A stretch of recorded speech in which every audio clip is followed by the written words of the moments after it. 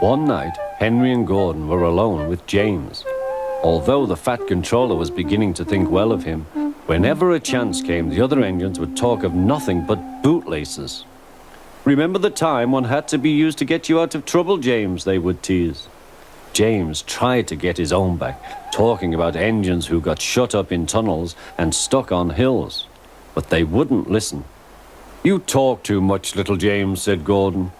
"A fine, strong engine like me has something to talk about. I'm the only engine who can pull the express. When I'm not there, they need two engines. Think of that. I've pulled expresses for years and have never once lost my way. I seem to know the right line by instinct." Every wise engine knows, of course, that the signalman works the points to make engines run on the right lines, but Gordon was so proud he had forgotten. "Wake up, James," said Gordon next morning. "It's nearly time for the express." "What are you doing? Odd jobs?" "Oh, well, we all have to begin somewhere, don't we? Run along now and get my coaches. Don't be late." James went to get Gordon's coaches. They were all shining with lovely new paint. He was careful not to bump them, and they followed him smoothly into the station, singing happily, "We're going away, we're going away." "I wish I was going with you," said James. "I should love to pull the express and go flying along the line." Gordon, with much noise and blowing of steam, got ready to back onto the train.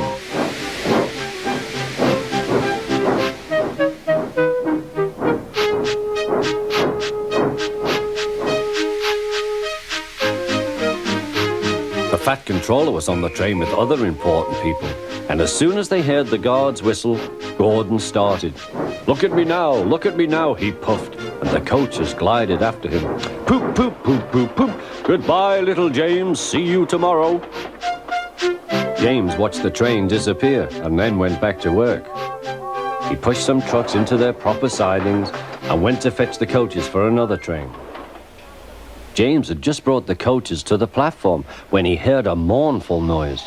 There was Gordon trying to sidle into the station without being noticed. "Hello, Gordon. Is it tomorrow?" asked James. Gordon didn't answer. He just let off steam feebly. "Did you lose your way, Gordon?" said James. "No, it was lost for me. I was switched off the main line onto the loop. I had to go all round and back again." "Perhaps it was instinct," said James. Meanwhile, all the passengers hurried to the booking office. "We want our money back," they shouted. But the Fat Controller climbed on a trolley and blew the guard's whistle, so loudly that they all stopped to look at him. Then he promised them a new train at once. "Gordon can't do it," he said. "Will you pull it for us, James?" "Yes, sir, I'll try." So James was coupled on and everyone got in. "Do your best, James," said the Fat Controller. Come along, puffed James. You're pulling us well, sang the coaches.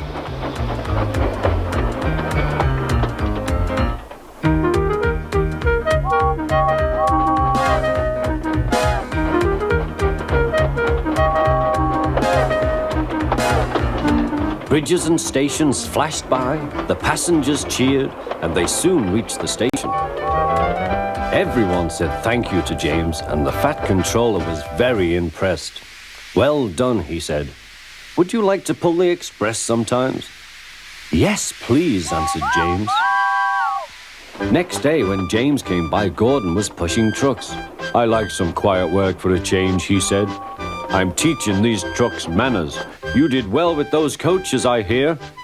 "Good, we'll show them." And he gave his trucks a bump. James and Gordon are now good friends. James sometimes takes the express to give Gordon a rest. Gordon never talks about bootlaces, and they are both quite agreed on the subject of trucks.